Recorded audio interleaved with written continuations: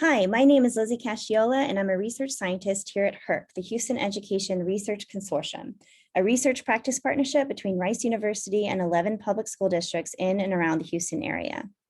Thank you for joining me as I present some recent results showing increases in long-term English learners in Texas and the greater Houston area. The research question under consideration is what is the percent of English learners, or ELs for short, who become long-term English learners, or LTELs for short, and how has this changed over time?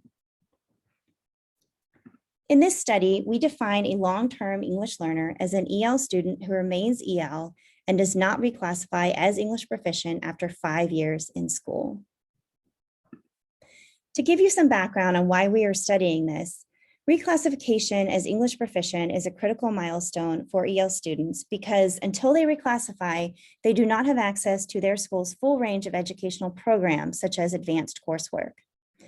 Students who reclassify in elementary school or within their first 5 years of school tend to perform as well as or outperform their peers who are never English learners.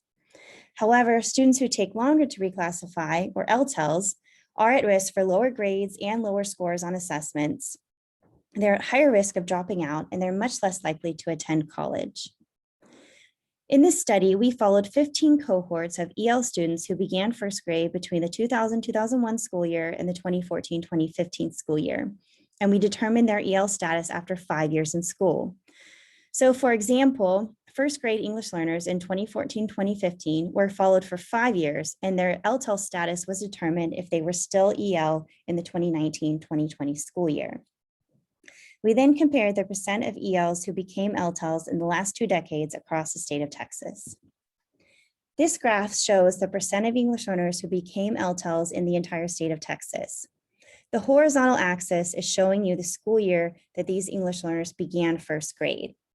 The dark blue line at the bottom of the graph is showing the percent of English learners who are in first grade in each school year. You can see that this line is relatively flat. The percent of first graders entering Texas public schools as ELs has remained relatively stable since 2000-2001. The number of English learners beginning first grade in the state of Texas has increased over time. However, this has corresponded with an overall increase in student enrollment so that the percent of ELs starting first grade has remained relatively stable. The gray line is showing you the percent of these English learner students who go on to become long-term English learners. The gray line remains relatively stable with a slight increase in 2002-2003 until the 2007-2008 cohort. Starting with the 2008-2009 cohort, the percent of ELs who become LTELs increases and continues to increase until the most recent cohort of ELs who begin first grade in 2014-15.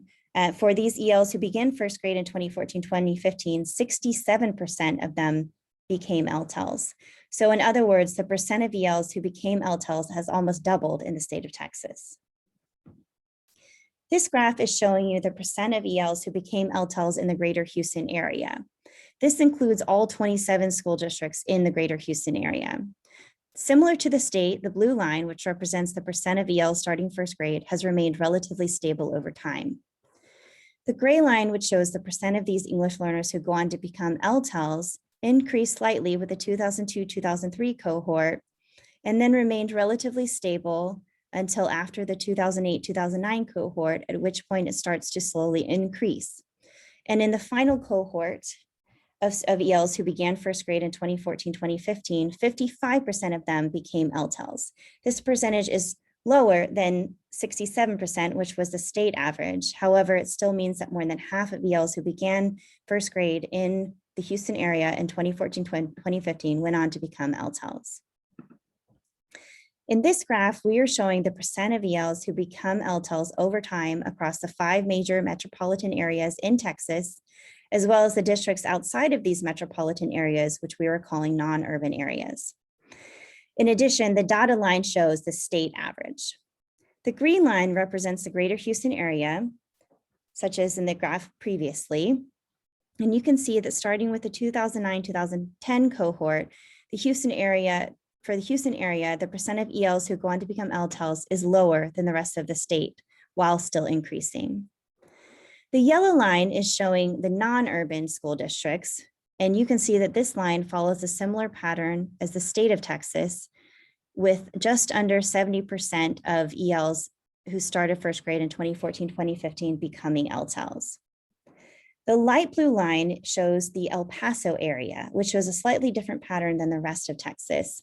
They jumped around and remained relatively stable until the 2004-2005 cohort, at which point the percent of ELs becoming LTELs decreased until the 2007-2008 cohort, continued to increase significantly, except for a slight dip with the 2012-2013 cohort. And for the 2014-2015 cohort, over 70% of English learners who began first grade in El Paso became long-term English learners.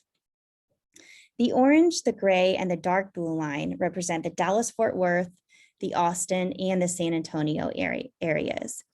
And you can see that after the 2007-2008 school year, they showed a significant increase in the percent of English learners becoming LTELs over time, such that with the most recent cohort of ELs who began 2014-2015 in these three areas, between 75 and 80% of these English learners went on to become LTELs.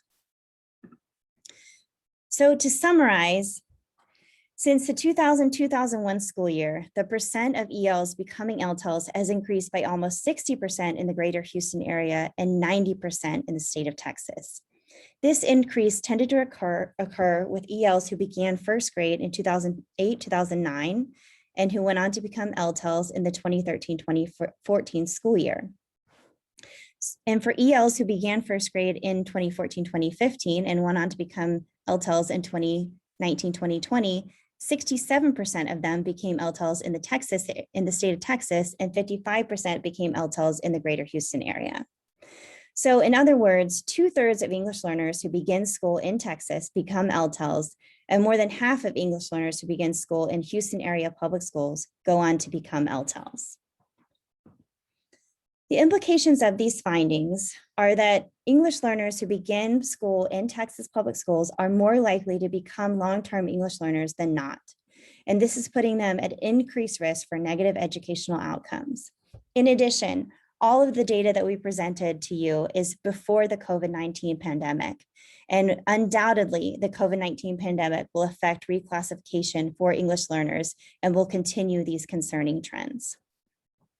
If you have any questions about these data and this presentation, please contact me. My email address is on the screen here, erb10@rice.edu.